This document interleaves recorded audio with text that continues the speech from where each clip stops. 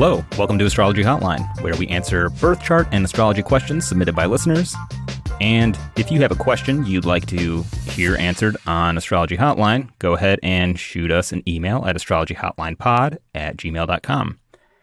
I'm Kyle Pierce, and hosting with me today is Tristan Paylor. Hello, everyone. It is July 25th, 2021.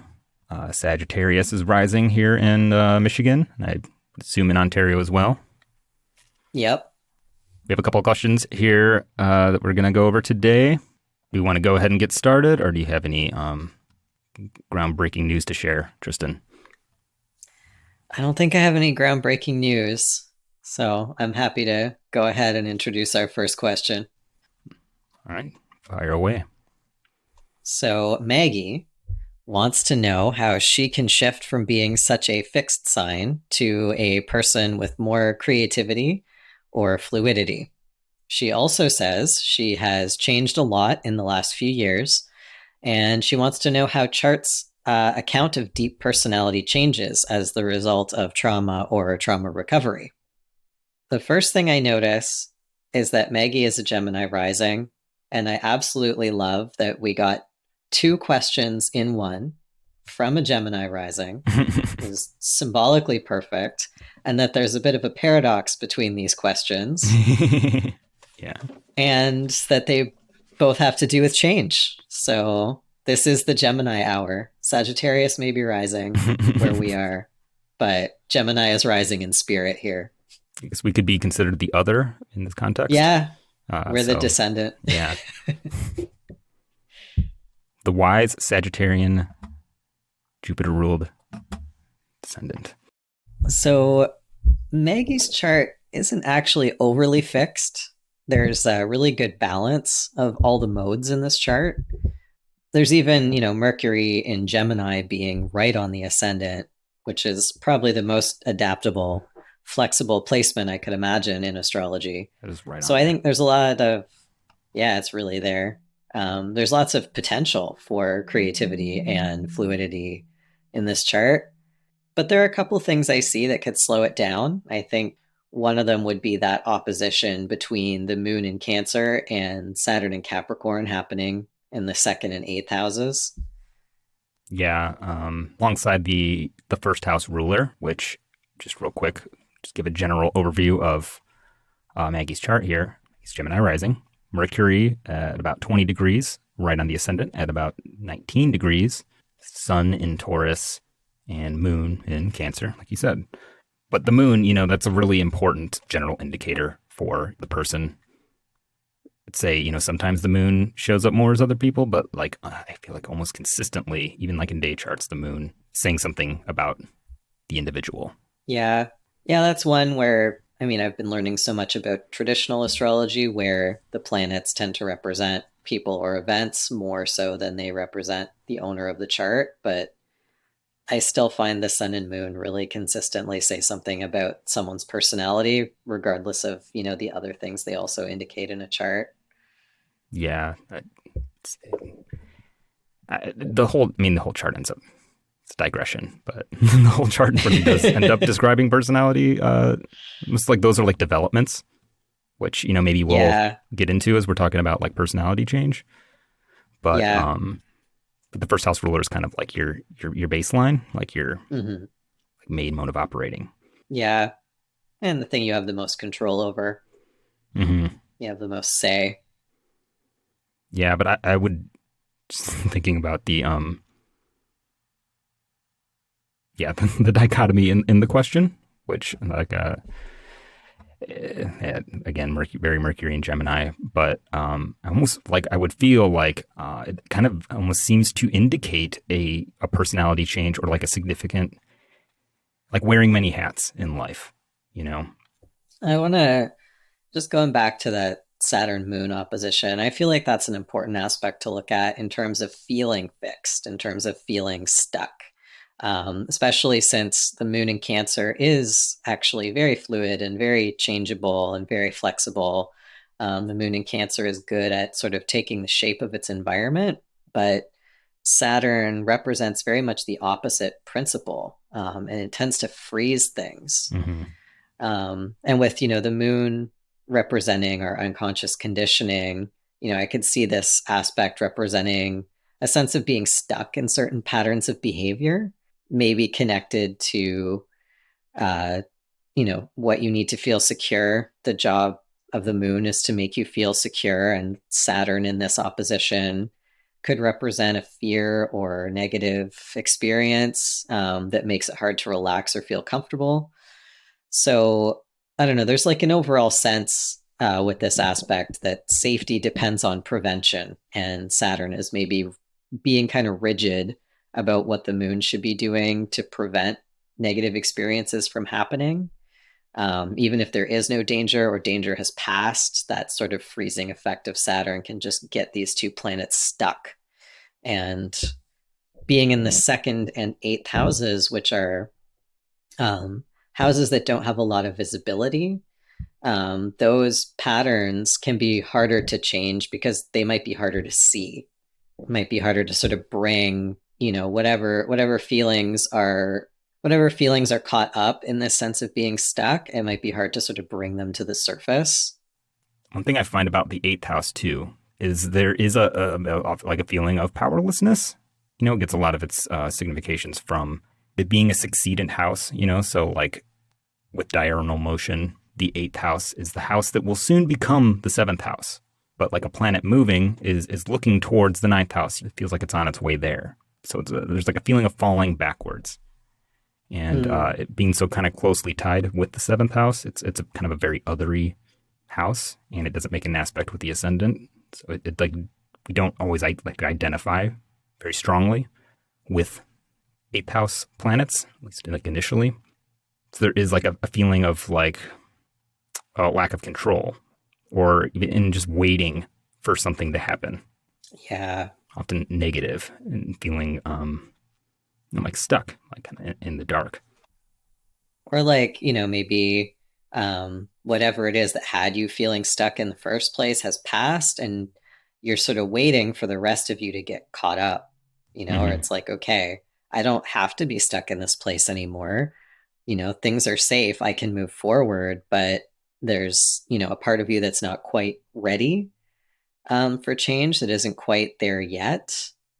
And I feel like the answer, there isn't sort of a radical answer in that scenario other than patience and self-compassion, the usual pieces of advice that people would probably give you, that the part of you that isn't quite caught up with the rest of you yet in terms of being ready to become more flexible and move forward.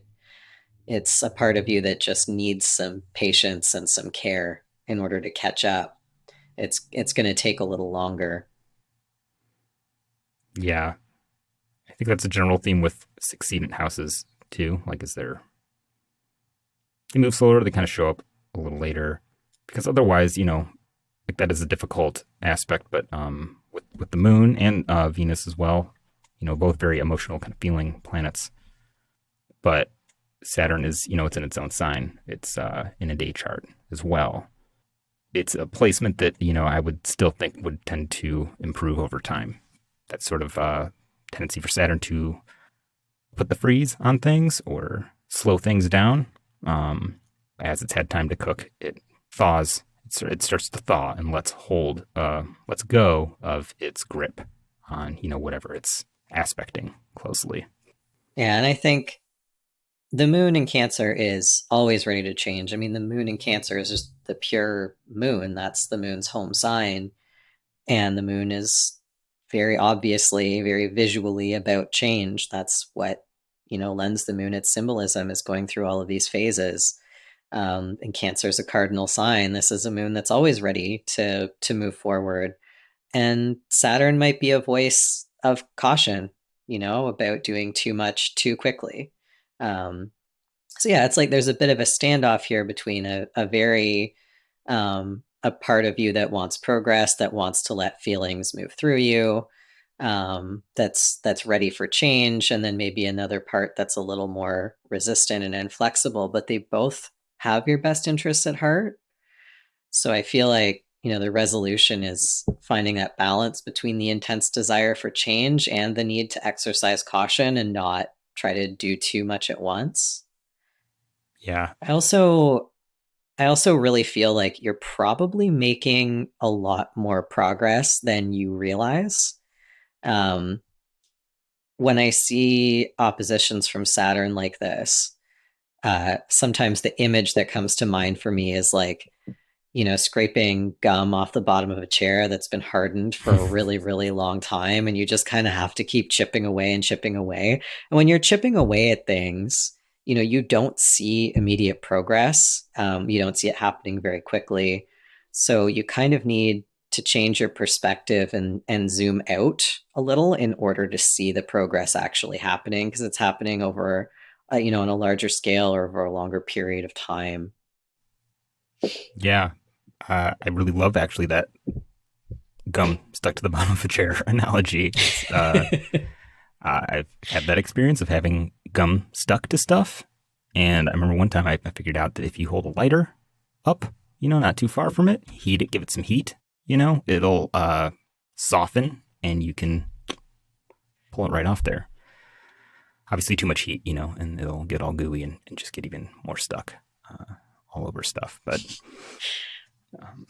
And this is why Saturn prefers diurnal charts. it needs the heat. Yeah. It's just a little bit of heat prevents it from, turning into a rock solid piece of gum. Yeah. Makes a lot of sense that just like kind of having this question come up for you, Maggie, is Mercury, in your first house in Gemini, ruling your ascendant on the ascendant. It's, very powerful placement. Mercury is very oriented towards change, wants to change, kind of thrives on novelty. But there are kind of themes coming from houses that are less visible, indicating, more fixity in different ways, like the sun in Taurus, in the 12th, and even, Jupiter. Yeah, not that I see everything about the 12th house as being strictly negative or about suffering or about, undoing you, but they're, they're themes of what is in the 12th house being not entirely visible and, representing challenges. So, and even like a kind of a fixity of the sun. What is the sun rule here? House number Yeah, what's 3. the third? Which is a house of movement and travel, your kind of everyday, your day-to-day goings on. And the sun in Taurus, this is like everything that it would do, but like there could be like fixity in your everyday environment. Like every day feels maybe like exactly the same compared to like maybe what you're more oriented towards and what, you're looking for. But I could see how Mercury and Gemini and even that, theme of like signs that are right next to each other. Traditionally, they're considered to be an aversion. They can work together in kind of odd ways, but they are almost, they're more opposite than an opposition in a sense. Like I would say that Taurus and Scorpio have more in common than Taurus and Gemini. Oh, definitely. Yeah, I mean, oppositions are, it's like the difference between red and green. Red and green are opposite colors on the color wheel. What's the difference between red and square? They're completely Yeah. different categories. So, Capricorn and Cancer or Taurus and Scorpio, they're just at opposite poles of a single spectrum, which means they have a lot in common categorically. Like two sides of the same coin. Whereas Taurus and Gemini, yeah, they are exactly two sides of the same coin. Whereas Taurus and Gemini, being an aversion, Two different currencies. it's like apples and oranges. Yeah. It's hard to get a conversation going between them.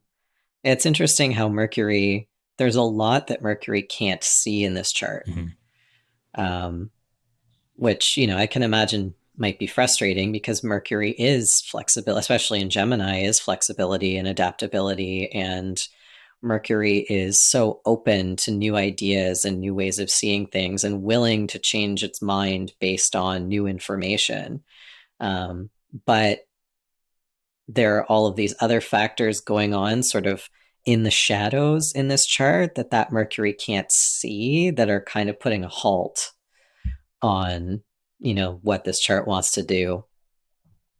having both the sect light, because Maggie was born during the day, so the sun is the most important of the two lights in this chart, and then Jupiter being the diurnal benefic, and they're both in the 12th house, which is a place that slows things down and breaks things down.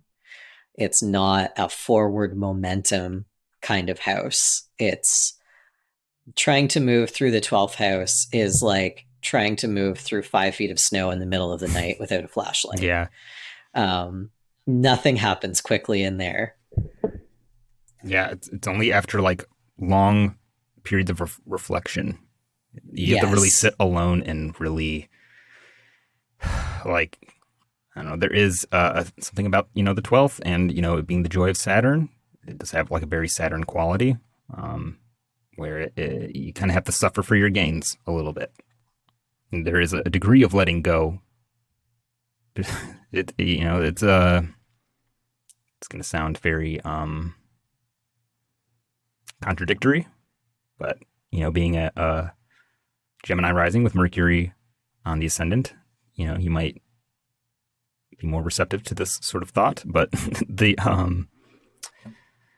a degree to which, you have to let go of what's in the 12th, but at the same time, sort of take control, but like take control of the things that you can. There's what is that? Is it a poem called The Serenity Prayer? Yeah, is that the what Serenity Prayer. Give me the strength to accept the things you can't change and yes. change the things you can. Yeah. To me, seems like a very 12th house sort of prayer. Which, the 12th house is very much associated with prayer. There is, I was taking a look at aspects of this chart that might support becoming more flexible. I feel like supporting the moon and what the moon is trying to do would probably be helpful. And there's this sort of like very beautiful symmetrical support group of planets going on in this chart. The 12th house and the second house are giving each other a lot of support, which is very interesting. But there is a really beautiful mutual reception going on between the moon and Jupiter, where Jupiter is in the sign where the moon exalts, and the moon is in the sign where Jupiter exalts, and they can see each other by a positive aspect. So they're very, and the moon's applying to Jupiter. It's just a gorgeous aspect. But the moon, Venus, and Sun and Jupiter, they're all kind of just in this nice little party, all supporting each other.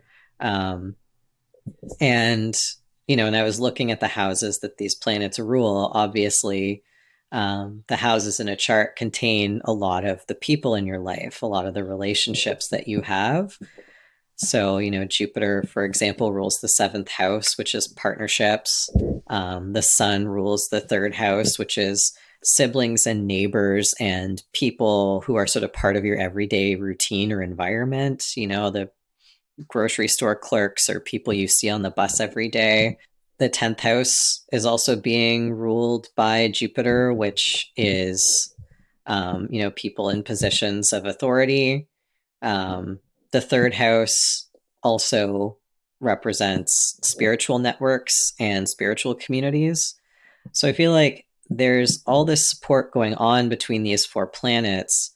And so there's an indication that reaching out to people in those relationships are things that may help to support your moon. Something keeps popping in my head just looking at that mutual reception by exaltation with Jupiter and the moon. Jupiter being, the sect benefic. Even in the 12th house, like Jupiter is still trying to do Jupiter. What keeps popping into my head is like good things come to those who wait. There is a strong theme with that, and just with Taurus in general of just Taurus, like there's it's a very receptive sign.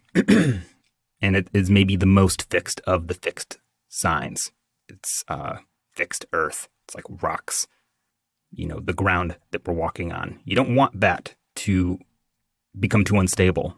However much, maybe you personally want to see shifts and changes, there is a sort of patience that needs to be cultivated.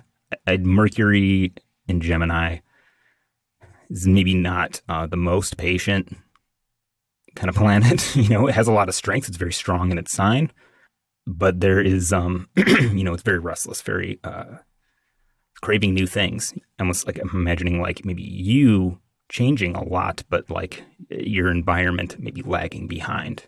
And maybe it doesn't seem like the changes have actually happened. Maybe you've changed a lot more than you think.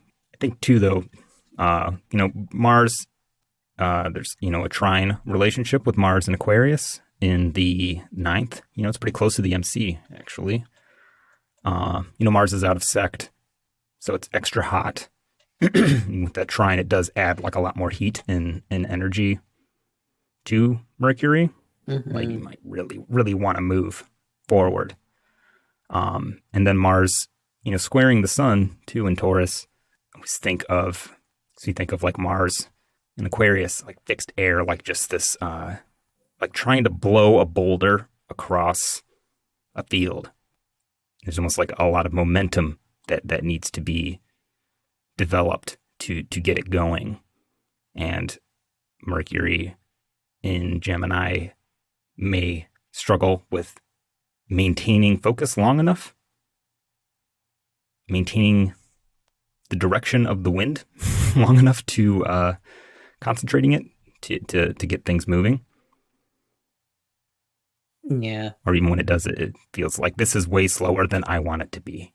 Yeah, and I think, the quality of flexibility in the first place is, it makes me think about Mercury in Gemini because Mercury in Gemini tends to disperse. It wants to do a lot of things at once, and it's generally quite capable of being successful at doing many things at once. It wants to change many things at once, and that kind of is the quality of flexibility, is being able to change direction at a moment's notice, sort of unplanned. And Mercury ruling your ascendant and being right on your ascendant is the most sort of descriptive of your personality and sort of the direction that you feel your life is headed in. So yeah, I do get that sense of contrast there, where you've got this Mercury who really is ready to just make all of these changes right now, and a lot of other factors in the chart that are like, no, we need to let things stew. Yeah, what was it included in the question? Like how to cultivate change? Or what was how to become more flexible? Mm-hmm. Yeah, I think that, I don't know, the chart seems to indicate that you, Maggie, are quite flexible, but maybe the flexibility that needs to be cultivated is in the ability to to be still and patient and waiting. Waiting is the hardest part, right? What song is that? Yeah. I feel like just having Taurus on the 12th house is like, God, is this ever gonna change? Is this ever gonna move? Is this ever gonna go forward? Well, and there's a lot of stress on those Taurus planets to move forward, which is kind of unfair to Taurus them. hates being pushed to move too. Yeah, being rushed. Not saying I'm talking archetypally here, so just to clarify, Maggie, I'm not saying that you're being hard on your Taurus planets, but your chart is being hard on your Taurus planets, where Mars is being kind of antagonistic here and saying, hey, let's go. Yeah. And kind of trying to rush those Taurus planets and putting pressure on them, which is ultimately just making them stressed. And I think that a Taurus planet which is stressed is actually just going to move slower. Yeah. Makes me think of, Taurus, like the more you try to push Taurus, the more it digs in its heels. So you think of like a really tight muscle.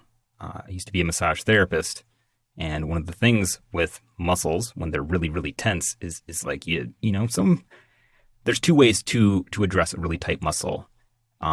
There's what I call the beat it into submission approach, which some therapists do. They dig their elbows in there and they just, rip and tear into that muscle until it just gives up. But usually much more effective and much less painful is soothing the muscle and letting it relax. The other technique that I ended up using a lot was trigger point therapy. Trigger point therapy is when you apply pressure to the muscle. It's gentle pressure. You can't just dig your thumb in. You have to like feel it and let your thumb kind of feel each layer of the muscle relax layer by layer until you get it all the way down to the bone, and you're basically choking the muscle out. You're cutting it off from its blood supply. You're cutting its oxygen supply out. And eventually the muscle just it's like a sleeper hold, a chokehold on the muscle. And then it gives up. And there is something about it's like being oxidized with all that fixed air Mars, like blowing on it. It's like all the approaches that Mars has to getting that Taurus stuff to let up is making Taurus, dig in. So again, with the theme of adopting a more serene and relaxed approach. You get the concept of hurling with a ray. Mars is a pretty tight square with the sun and being kind of the overcoming position, but it's like so tight that like the sun has an opportunity to hurl a ray. Mm-hmm. It makes me think of, I don't know if you're trying to like push a bowl, which just sounds like a really terrible idea, like trying to push it out of the pen, and then it just, kicks you with like a back kick, and that can kill people sometimes. So beware of pushing the bowl. Not saying that is going to kill you. If anything, I find that the sun doesn't hurl rays so much in a violent way. Particularly not like a Taurus sun. Well, there is an interesting, I couldn't help thinking about metaphors of keeping bowls while looking at the Mars-Sun square in this chart. The sun is in the bounds of Mars.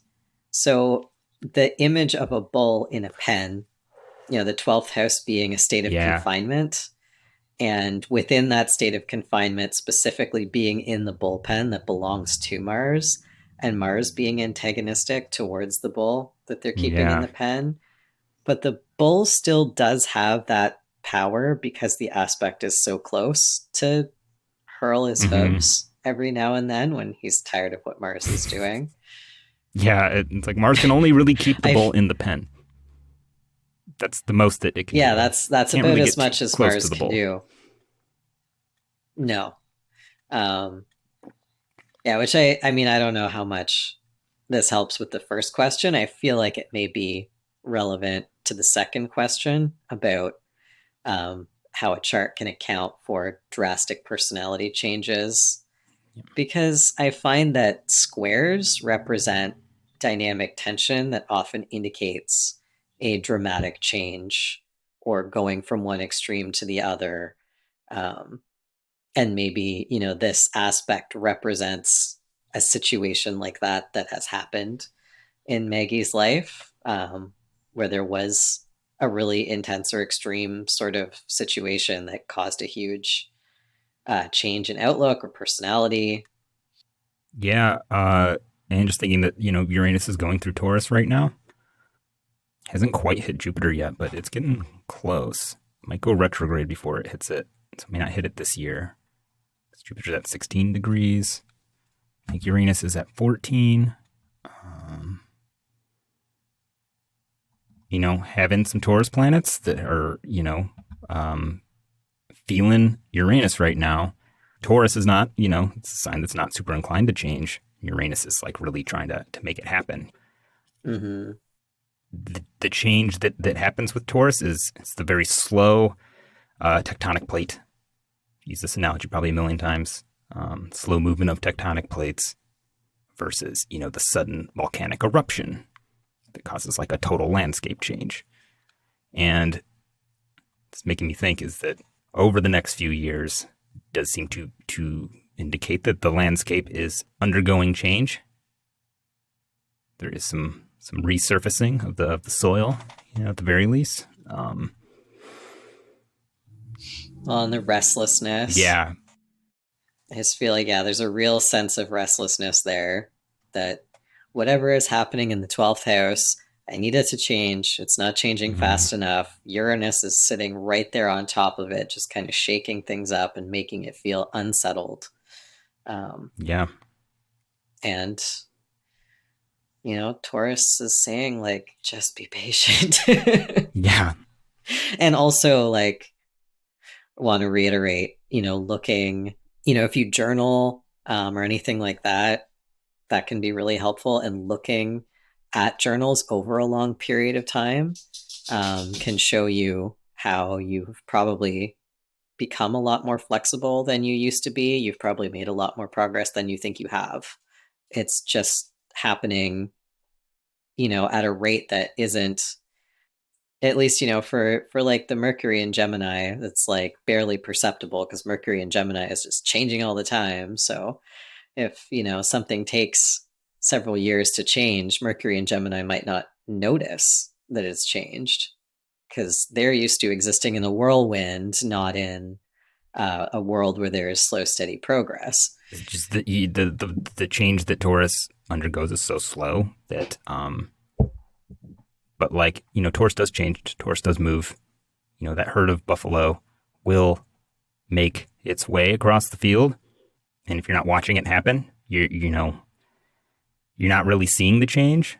But like at some point, you're going to turn your head and they'll be gone, or they'll be all the way, across the field. So maybe say to some degree, maybe taking your eye off of it too. It's getting contradictory. Not focusing on it so much. No, yeah. I like that. I do like that, because I think that is something that happens where when you're so focused on, like, I need to become more flexible, and you're watching a pot boil, and the watch pot never boils, and you're just standing there staring at it. Whereas if you turn your back on it for 1 second, it's all over the stove. Yeah. But there is some, the way we perceive things psychologically, we don't perceive change as if we're watching it very, very carefully, we don't tend to perceive it. Yeah, it's agonizing. You're watching the clock, waiting for school to get out. You're like, that's 5 minutes has been forever. Like, whenever I'm on like a road trip with my son, it's like every 10 minutes. Are we there yet? How far are we? How much longer? And like, if you just take your, what I always tell him, like, just if you pay attention to something else, we'll be there before you know it. Yeah, it's that you need to change your attention, what you're paying attention to, shift your focus of attention away from how long it's going to take to get to your destination, and focus on how many purple flowers do you see at the side of the road. Mm-hmm. Yeah, stop and smell the roses. And, you'll be so busy counting flowers, you won't even realize you've already reached your destination. Yeah. Do we want to say a bit about what change looks like in general in a birth chart, or? Oh yeah, the second part of the question, how birth charts account for, drastic personality change, maybe as a result of trauma or trauma recovery. One thing I'd like to point out about this issue with charts is that not all of a chart's potential is active all at once right from the start. It's not like you're born and everything, because the birth chart represents your whole life, the people that you meet, the events of your life, and your personality. It's the whole picture, from beginning to end.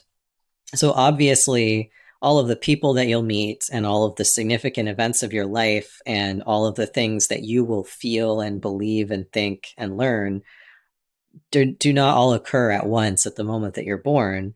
They occur bit by bit over the course of your life. So, the chart shows potential for certain things to happen, but whether or not, that potential is actualized depends on other things. I mean, you can look to transits and perfections and those kinds of techniques for clues to see when parts of your chart become activated and become significant and might indicate a life-changing event. Like a placement in a birth chart might symbolically indicate a life-changing event, like getting a specific job or meeting a specific partner that only happens once in your entire life. And then that event subsequently will change, your outlook on life and change other parts of your life, possibly your personality. So I think, that's one of the ways that a birth chart accounts for change. My eye is rather drawn to, the Saturn Uranus conjunction. And, that one affects a large group of people. That conjunction existed, a good, 2 or 3 years, or at least that co-presence in Capricorn. Mm-hmm. One that, Tristan and I are both part of as well. And it does, point to a change. But like Saturn, Saturn's there every day. You can see Saturn. Uranus pops in and makes a big change and then pops out. And, most of the time Saturn is doing Saturn. But that Uranus conjunction, it's like when it gets triggered or activated, it sort of points to, a big shift. Saturn in Capricorn kind of representing walls and boundaries. Uranus kind of pointing to, like breaking down some walls of some kind. I believe that, that conjunction coincided with the breaking down of the Berlin Wall. And, Saturn ruling your ninth house and Mars being in your ninth house. With that square, like maybe like trying to beat down the door or trying to enact that change with the Taurus planets. I mean, there could be like a radical change in the belief system or, the spiritual stance. Yeah, I feel like any sort of transit activating Saturn, because of that Saturn-Uranus conjunction being so close, would perhaps indicate dramatic changes to belief system and worldview, which is represented by the ninth house, which Saturn rules, or major changes to significant partnerships, the kinds of partnerships where there are shared resources, where a lot is shared. And we're in a Saturn Uranus square right now. And I feel like in a lot of the readings I've done recently, a lot of people with, significant, with the hard aspects with Uranus and Saturn in their charts are seeking readings out, this is like a time where that's being activated. So, I mean, you might be kind of in it right now, but like those changes being kind of probably more unseen, like you're maybe not going to really know when it's happening.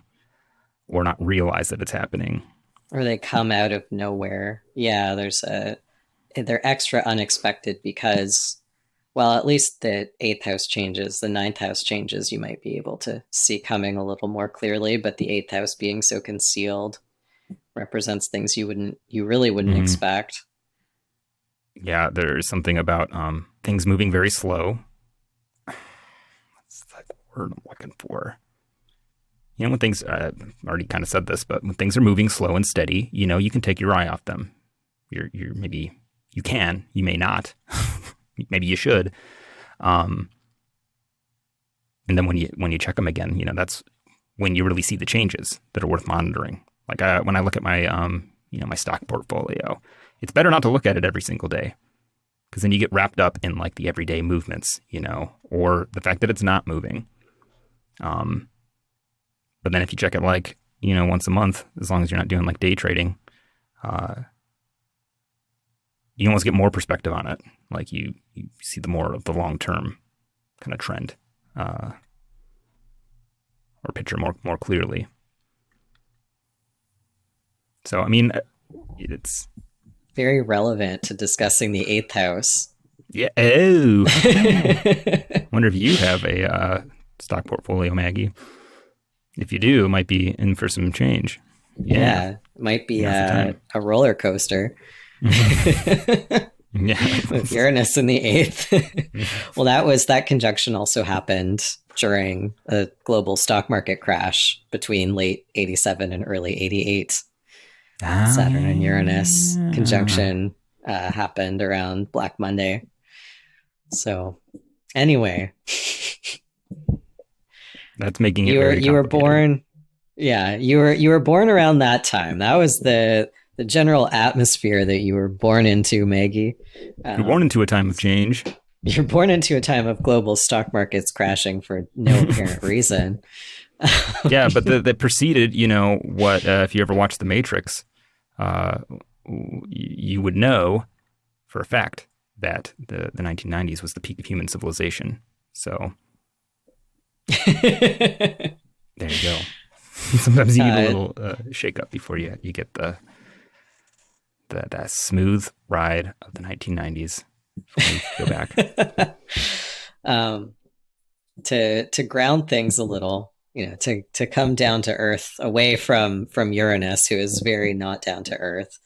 I actually have an example from my own life and my own chart where there has been a very drastic personality change.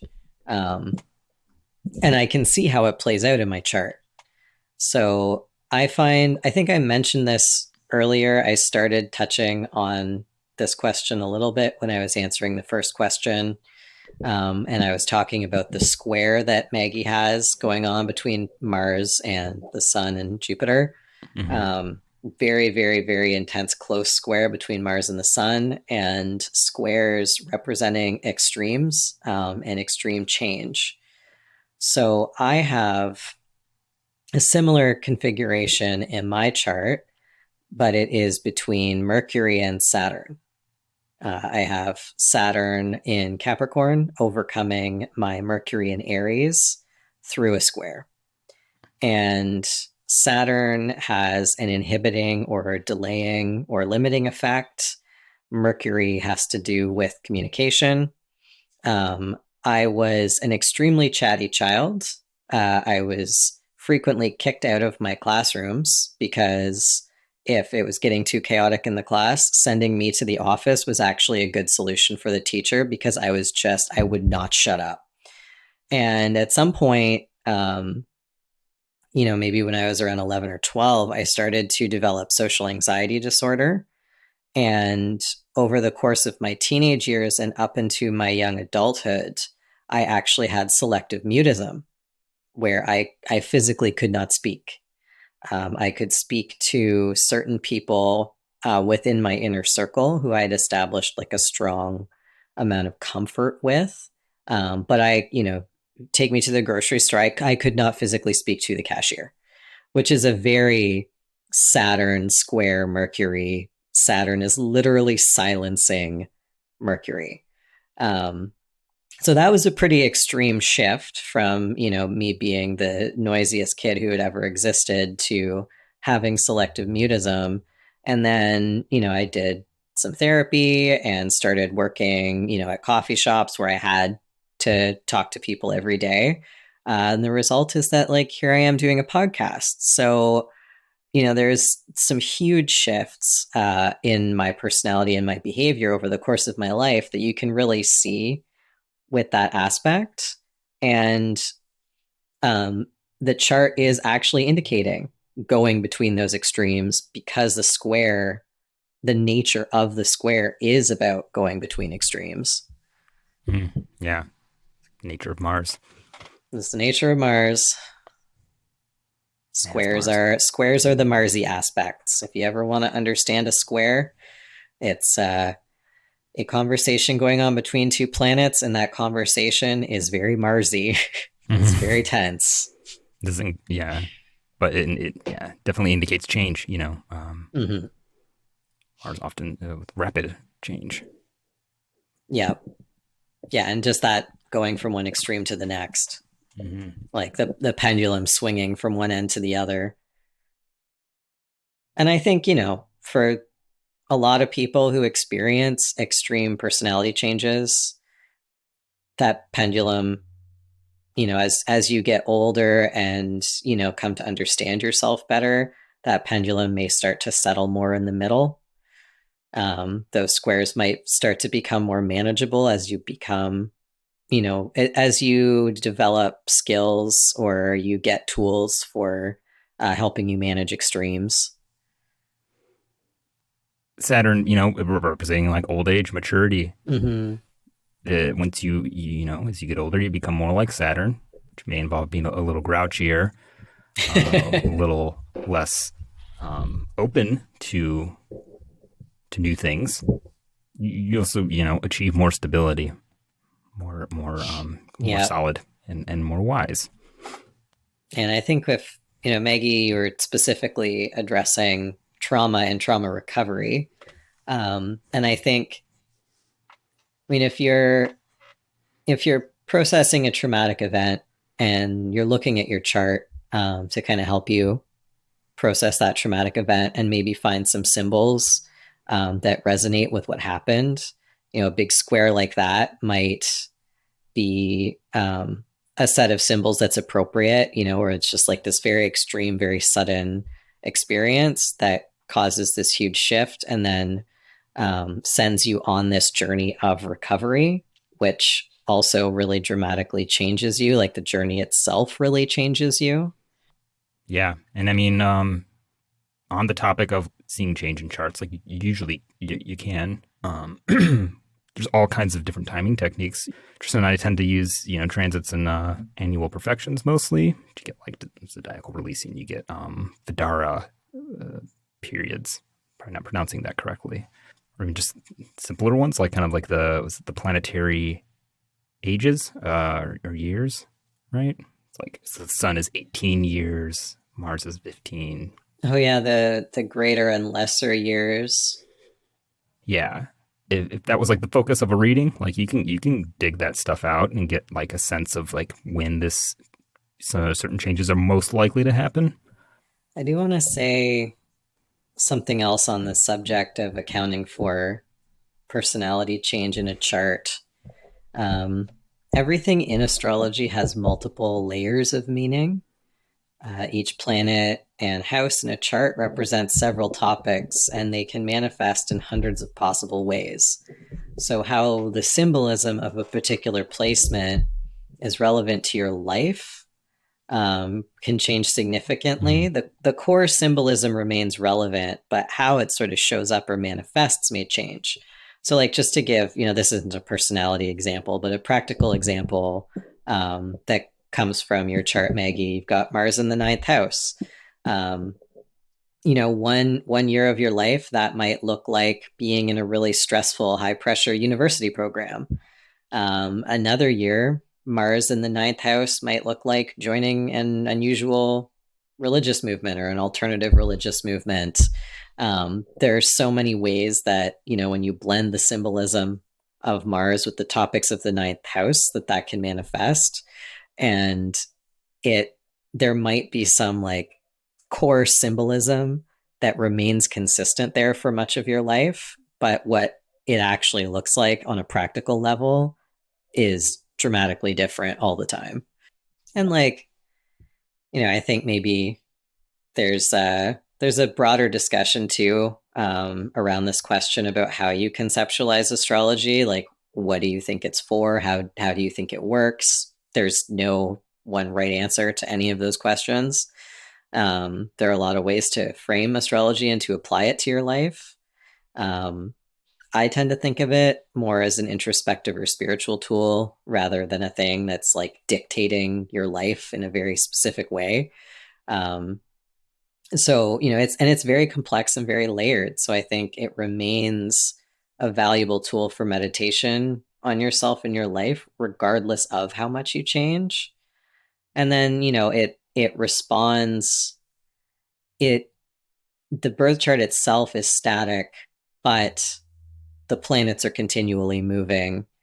Um, and so those techniques of, looking at the relationship between these cycles of time and how they relate to your birth chart, um, can also make your birth chart sort of dynamic and active, even though it remains the same, but it's always interacting with the planets as they're moving. And so it's also like still interacting with something that's in a constant state of change and flux, and different things are being brought out of it at different times. Indeed. Well, and I guess Kyle, you use secondary progressions in your work. Yeah. Which actually does, you are looking at how your chart would change if you sort of animated it through time during the first few months of your life. It's not a technique I use. It's something that I want to learn about in the near future. But I find that kind of interesting because it makes the birth chart a lot less static. Absolutely. And I think that is maybe my main use of secondary progressions.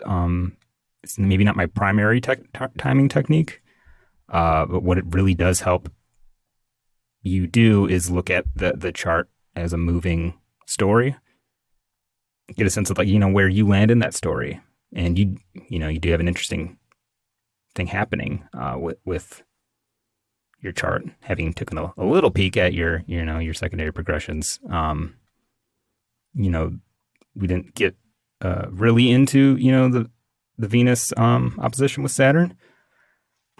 We spent a lot of time, so we can go into too much detail, but that one is, Venus is about to station retrograde, kind of as it's hitting that opposition with Saturn, and then it's going to go back into Gemini.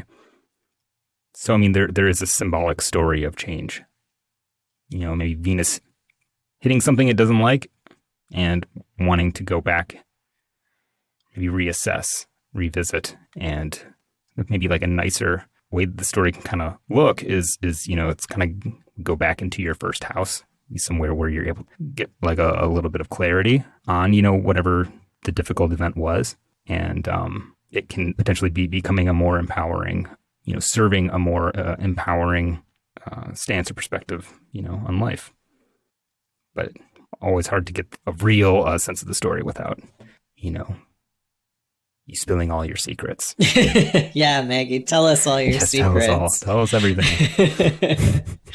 Yeah, I mean, there's always a limit, to what we can do when we don't have somebody in the room with us to tell us about how their life matches up or doesn't match up with what we're saying about their chart. Yeah. But yeah, that progression is interesting.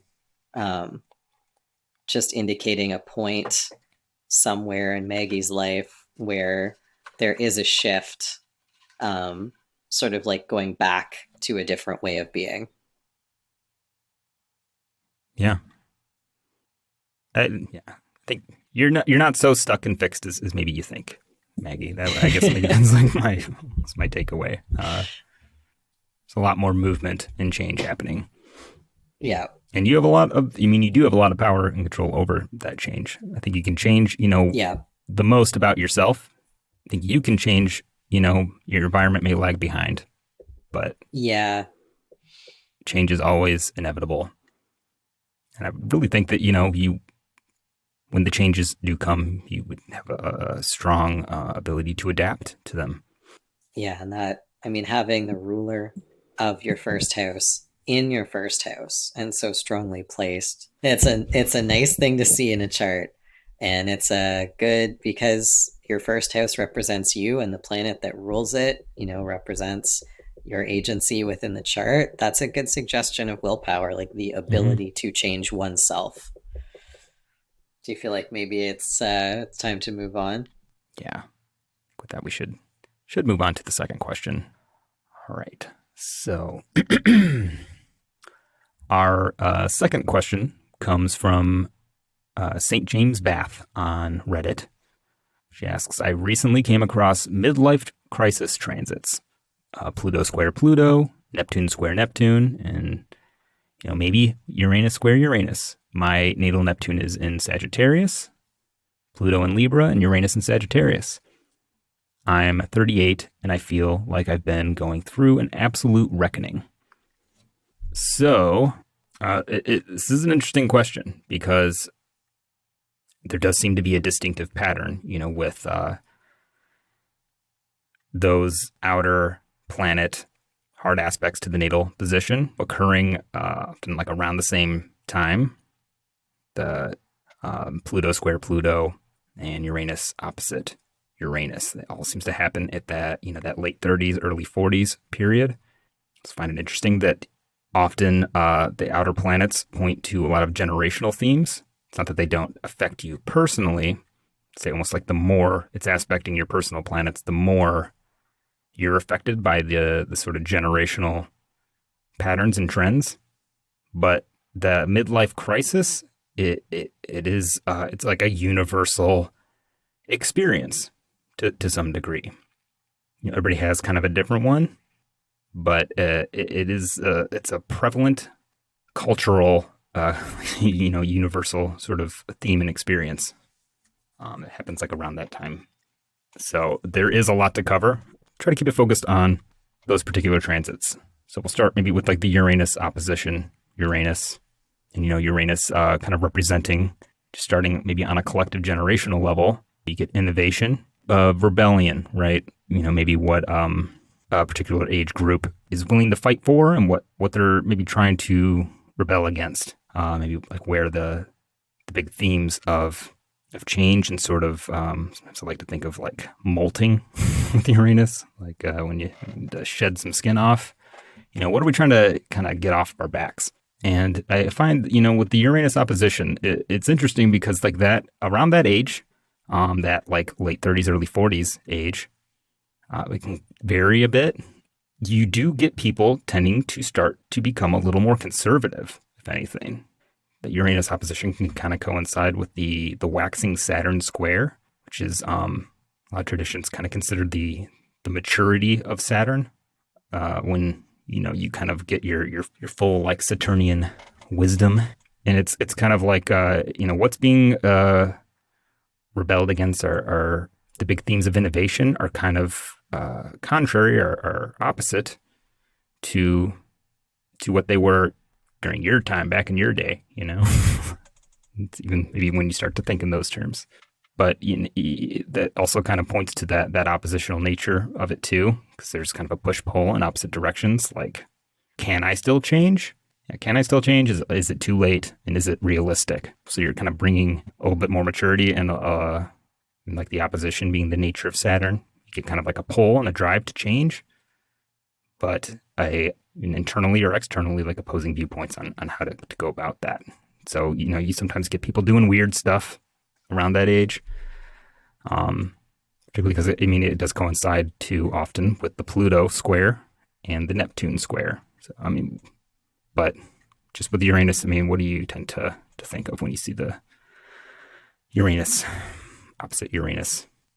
When I think of outer planet transits in general, I really think of significant generational concerns more than anything, where outer planets have relevance to a sort of era in history. Neptune spends 14 years in a sign, Pluto spends between 12 and 31 years in a sign. So they really mark out particular generations. With Uranus maybe representing more the ways in which the generation born under that Uranus sign breaks away from the previous generation. That's where you see that, drastic cultural changes and political changes and changes in priorities. And yeah, exactly. That's where you get that kind of thing. So yeah, what you're saying makes a lot of sense to me, that on a personal level, the Uranus opposition would be, the individual sort of confronting that, where, they are part of a generation that represented a radical shift away from the previous generation's way of living. And now you're old enough to contend with younger generations whose way of living is a radical shift away from yours. And that can certainly, provoke a lot of soul searching and self-questioning. Something that's just coming to my mind right now that I haven't given like a ton of thought to, but you do, especially nowadays. Nowadays, with these, these hooligans running around, you do get a lot of kind of displacement too. The kind of current economic environment, there is more of an expectation that you will change careers, at some point in your life. Industries kind of, we're not all coal miners anymore. And you do get people who have been coal miners most of their lives upset that maybe like that line of work is increasingly unavailable or being cast aside. So there's time to, you get like reinvention themes like reinvention because the world has changed so much in that time. But I would often tend to think that, they're not going to always show up as significant for everyone. And it's not always the first place I look. But I would say the more tightly, you have outer planets configured to planets in your chart, the more relevant they seem to be in your chart, the more you're going to maybe see manifestations of that show up. Like planets more connected to the personal planets in your chart as opposed to the outer planets in your chart. Yeah. So, I'd be looking at like, okay, is Uranus aspecting personal planets? There's so much to look at, so many layers, but, kind of for the purposes of the question, and because it is useful, like trying to zero in on like what maybe those transits specifically do. It's interesting and useful because they do something and it can vary a lot. I think on one level, you just kind of you sometimes see just an emphasis on what that planet is doing in the chart already. So like in your case with St. James Bath, she did share her chart with us. As we said, Pluto in Libra, Neptune in Sagittarius, and Uranus in Sagittarius. So with your chart, Scorpio rising at about 11 degrees, with Mars in Libra in the 12th, the Sun in Cancer in the 9th, with the Moon in Cancer also in the 9th. Now, Pluto being in Libra with Mars, and you're kind of being in the midst of that Pluto square, that is maybe where I would put the emphasis for you personally in terms with outer planet transits. While that Neptune square is actually also pretty tight right now. It's where's Neptune at right now? Like 22, 23 degrees. Yeah, 22. Yeah. So, it's applying, and they both move so slow. They go back and forth and back and forth. So we're talking about like themes that kind of develop over a long period of time. But like Pluto square Pluto, you get Pluto themes, right? What are those? You get obsession, fixations. Pluto tends to exaggerate and distort and kind of pull things in more extreme directions. And I think that is, Pluto becomes like a very, very, very useful generational planet because it kind of points to that thing that's just weird and different about, an age group. Pluto has kind of an eccentric orbit. So the Pluto and Scorpio generation was maybe the shortest of the Pluto generations. So, I would be looking at, what are things that are really affecting that particular age group right now? And, to what degree do you fit into that? Yeah, and I think of, the Pluto and Libra generation in particular is sort of like between Gen Y and early millennials, which, that was people who were growing up from that generation were part of this transition from the pre-internet era to the internet era. This is the generation that first populated MySpace, and I love that the word reckoning is in the question. That's just such a good yeah. Reckoning is such a good outer planet transit word. And so I feel like, this entire generation is as we're getting closer to middle age, we're approaching a sort of reckoning, and that, maybe the cultural or technological or political events that shaped our generation, those events are also starting to come to a head and having a bit of a reckoning. I think social media is definitely going to be going through a reckoning of its own that will intensify in the coming years. That we're really going to be feeling as people who are kind of there for the beginning of that transition to this new way of socializing and connecting with each other. Yeah, and just say a couple of quick things about Pluto and Libra in general that I find interesting, kind of just as a theme, in the generation, because it's going to play out very differently for everyone. Libra has a tendency to want to kind of bridge and build, find harmony. It's Venus ruled. Just kind of see. I find that personally, and just my general perspective of that age group is that they're really cool. That they're usually easy to get along with. You don't really feel like they're being a Pluto and Scorpio. They seem to be very open to whatever new is happening. They don't seem to think that like their generation is superior or inferior to anyone else's. That they seem to be a little more receptive or a little more just kind of down, just kind of cool. I don't know, easy to get along with. There's like a kind of a youthfulness too. I just noticed more broadly. I kind of feel, Pluto tending to like exaggerate and distort things to some degree, or just kind of bring out the extremes, of a sign that where we are kind of now. I don't know, 40, I feel like I've heard a lot of people say that like 40 is the new 30. You can be 40 and still be cool, which, wasn't always the case. I feel like that's a more accepted concept. And I always think Libras are cool. Libras, like, they know how to, like, they always have their kind of finger on the pulse of whatever is cool at any given time. So I would think that generationally, Pluto tending to exaggerate, there could be, themes of like, am I still cool? Maybe an intensification of that desire, maybe a clashing or a coming to realize, Pluto being in Capricorn, Saturn ruled, which has the themes of time and decay and like the limitations of time. Could be like it's like an existential fear of aging that could come up. Wanting to hold on to the thing I keep thinking of is that I can still be cool. There's Youth, more to that. you're trying to hang Youth, yeah. trying to hang on to youth. Yeah. And I can still party, which may or may not be a problem. But maybe for you specifically, Mars.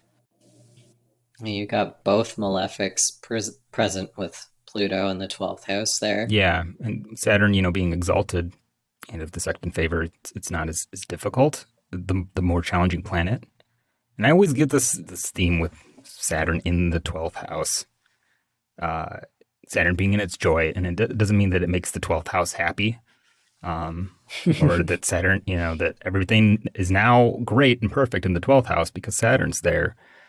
But it's almost like, I don't know, it's like being on a sinking ship, or I was watching Die Hard the other day, right?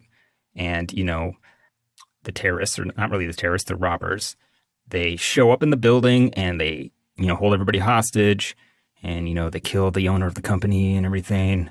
But, who happens to be there? Bruce fucking Willis. He's there to save the day. He knows what to do. He's a New York cop. He's not one of these like California, LA cops. Like, he knows how to get gritty and dirty or whatever. But Bruce Willis just happens to be there. And I kind of think of it, Saturn being there in the 12th house, knows how to save the day to some degree, or how to make the best of those 12th house experiences, which I think tends to lead to potentially more constructive outcomes, especially with being in a day chart and being in Libra in its exaltation. I don't know. Do you have any thoughts on the 12th house Saturn?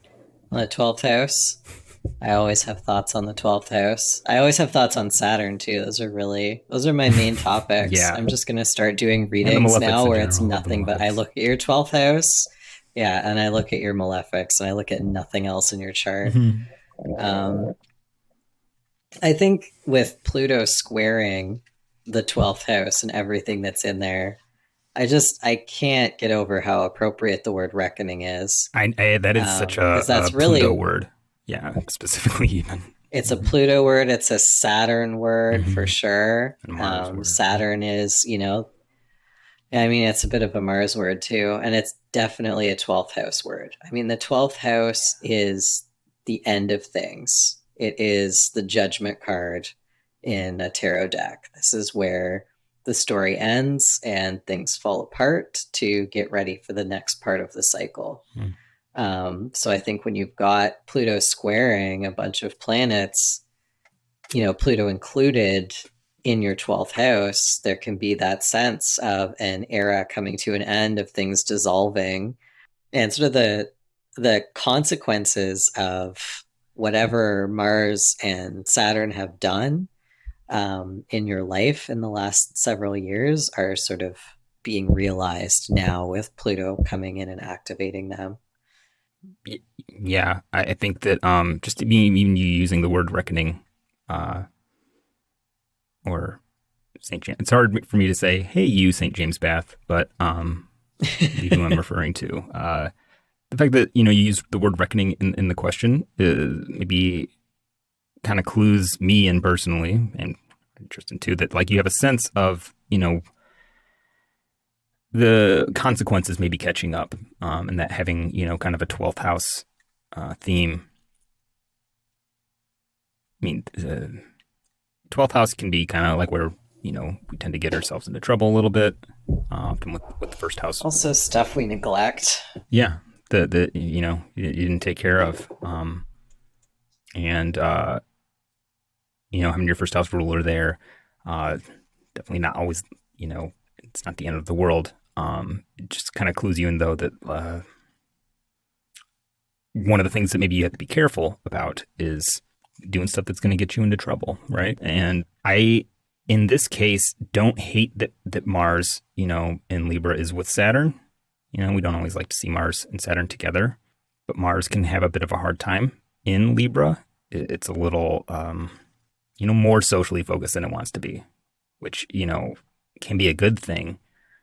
But Libra, Saturn being there, it's not the ruler, but it is, the exaltation. It can offer Mars some guidance, maybe guidance that Mars doesn't like. That restraining quality of Saturn might be, overall good for Mars, for you, while, maybe not altogether enjoyable. And kind of the Pluto square and Pluto being with those planets could feel like maybe things that you've done in the past, maybe your lifestyle is needing to like an intense realization or awareness of these things that need to change.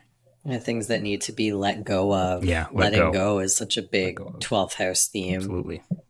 Letting go of the past, of recognizing things that don't work anymore or that perhaps never did work, and just throwing them out. Yeah. Yeah, and I think that is maybe why Saturn does so well. Or part of the reason that Saturn does so well in the 12th house, or has its joy there. Again, not making things happy, but it can sort.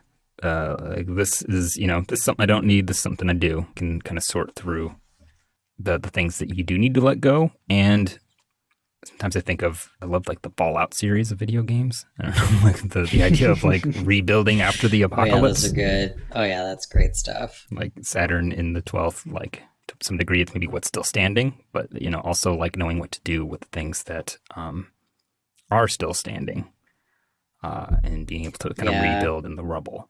I would think that this could be a time where those themes are becoming relevant. Again, hard to say without specifics. But generally, yeah, I mean, Neptune too. Generally, with like the Neptune square, which often comes at the same time as the Pluto square, right around the same time, same kind of decade span, usually a little closer. Neptune's associated with kind of the popular imagination, collective ideals, and illusions, delusions in some cases, more negatively. And I don't think in your case, you're going to get that Uranus opposition at the same time because of, Uranus is at like 1 degree Sagittarius. So that's not going to come for, another 7 or 8 years when Uranus gets into Gemini. But when those two are kind of paired, it's like, oh, I want to do something really different. But you do get stories of people in their middle, like that midlife crisis, doing something rash that is maybe not super well thought out. Maybe getting the idea that they can do something that they can't, a bit of that Neptune confusion, like buying a red, sports car that they can't afford because they want to feel young again. Yeah, the Uranus opposite Uranus transit will start for St. James Bath in 2025. And that will also be Uranus opposite Neptune, but Neptune is at 25 degrees of Sagittarius in their chart. So that would be quite a while. Yeah. And, especially with Uranus being so early in the sign of Sagittarius, like the Pluto square being a little more traditionally oriented. Tristan and I tend to look at the sign-based aspect. Not as much with outer planets, but it's like once Pluto got into Capricorn, the Pluto square started to cook. It started to get some traction and it's maybe been slowly, manifesting in things over the last, decade or so that maybe starting to manifest that you're having a reckoning with. But I do have a good example chart I'm going to dig into a little bit just to give an example of, what these kinds of outer planet transits can look like. So, I was looking for a chart that had at least one, but a couple, ideally all three, but that's might be asking for a lot of those outer planets being very prominently placed. And what I did find was Michael Fassbender's birth chart. He has he's a Sagittarius rising with Neptune pretty closely on the ascendant. Looks like within 2 or 3 degrees. And Pluto in Libra right on his midheaven. Like exactly. Which I feel like just fits on its own so well with just Michael Fassbender, who he is and what he's known for. One of the things I always noticed about Michael Fassbender is that like he can be anybody. He's like a chameleon, he can play anybody. And I often didn't even know that it was Michael Fassbender playing that character until later. I was like, wait, that's Michael Fassbender? He doesn't look like Michael Fassbender. Oh, now I see it, like that Neptune kind of chameleon. Yeah, I was startled to see him cast as Carl Jung in A Dangerous Method. And then you see him and he like has an amazing performance. Yeah. But just looking at him, he would not be the first person I would think to pick to cast for that role. Mm-hmm. And then with Pluto on his MC, he even just like shows up and just like the titles of the movies he's in, like A Dangerous Method, like. Oh, they're all blood and danger and lurid, sexual, hunger and shame. Digging into the very Pluto. And what is interesting about Michael Fassbender and his career and Pluto, the Pluto square, which, Pluto's been in Capricorn since 2008? Yep. And, it's going to gain in strength in what it's doing, kind of the closer that square gets. And because it's not only is it right on his MC, his sun is in Aries on the IC. So Pluto's like it's opposing, his sun. So, I mean, Pluto has a lot of influence on him personally. And you often see that with people who, embody a lot of the qualities of their generation. I believe Kurt Cobain had Pluto on his ascendant and opposing his sun in the 7th, in Pisces, Pluto in Virgo. And he became a grunge icon. The themes of that age group and that generation, were very prominent for him. I kind of lived him out. But anyway, I noticed kind of just looking at like the roles that he chose and just his overall career, the closer that Pluto square got to going exact, which I believe was like around 2013, is like it almost becomes less important, when exactly that happens with like Pluto or Neptune or even Uranus, because they go back and forth over the same point so much.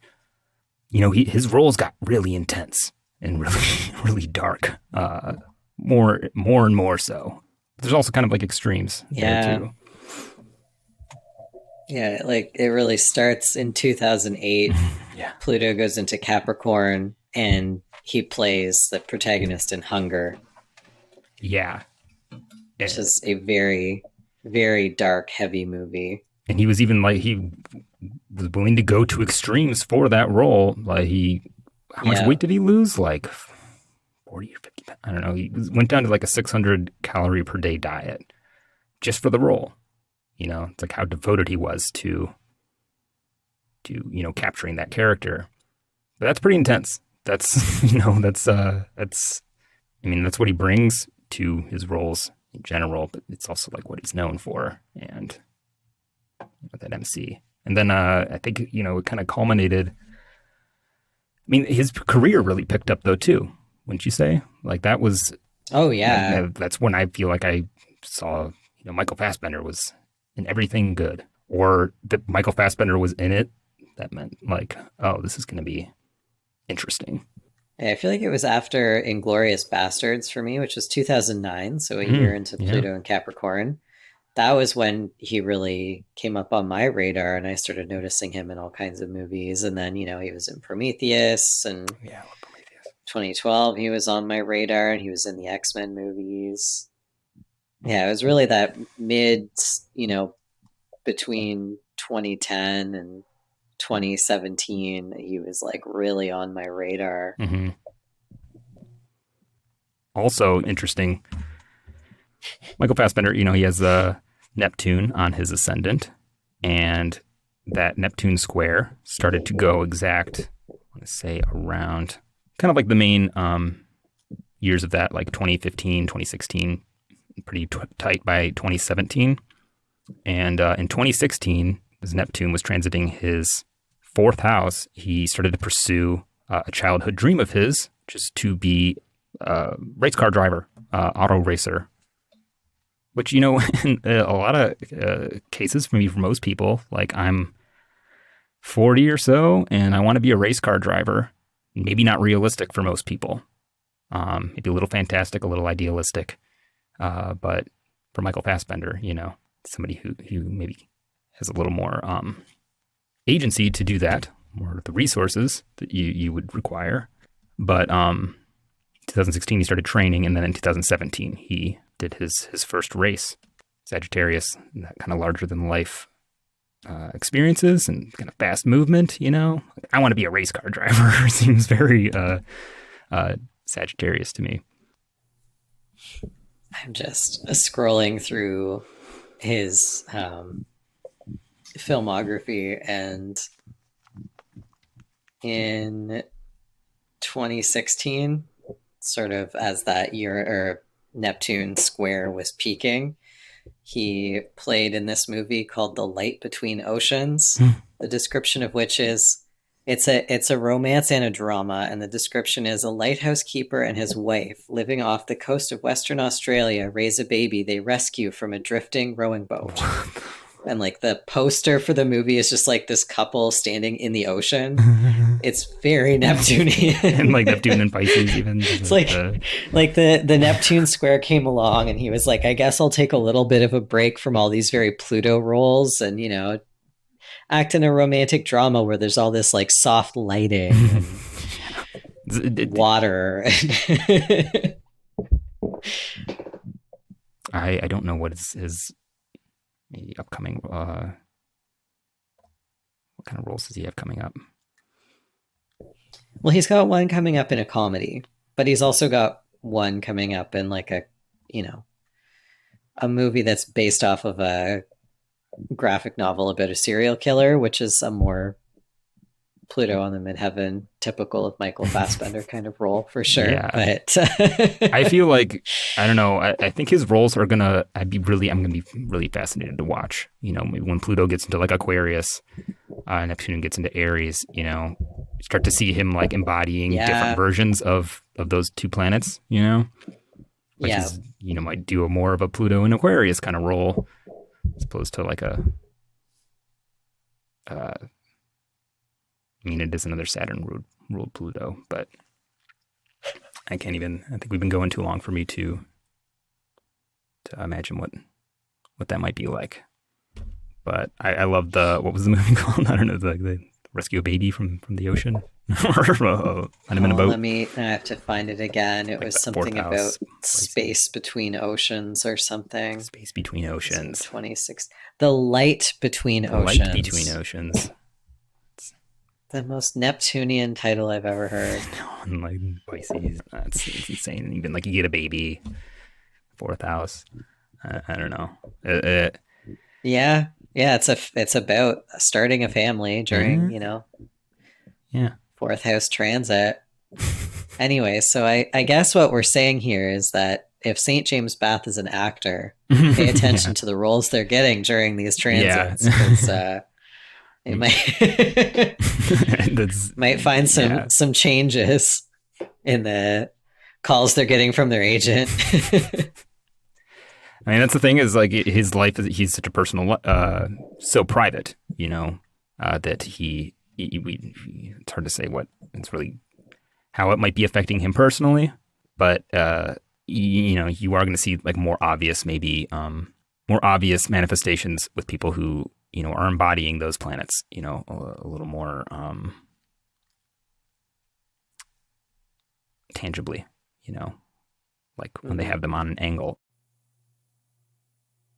But yeah, unless you have any more thoughts on that one, Tristan.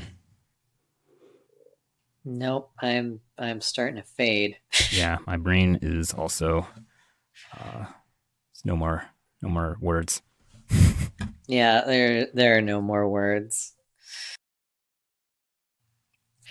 Thank you so much to our listeners for submitting your fantastic questions and for being so open about your charts and transits and how those experiences are going for you. And just before we wrap up, is there anything you'd like to plug, Kyle? I would like to plug my as always, you can book a consultation with me on my website, kylepierceastrology.com. Been on a bit of a hiatus with Killer Cosmos, but planning on coming out with a bit of a different style episode, like a broad look at World War II, just some weird and interesting astrology associated with it. And I am also actually trying to, you know, publishing some, you know, more regular astrological material. Starting to free up some time in my schedule for that. So you can check out my Instagram at KylePierce_astrology and, you know, see some of that stuff.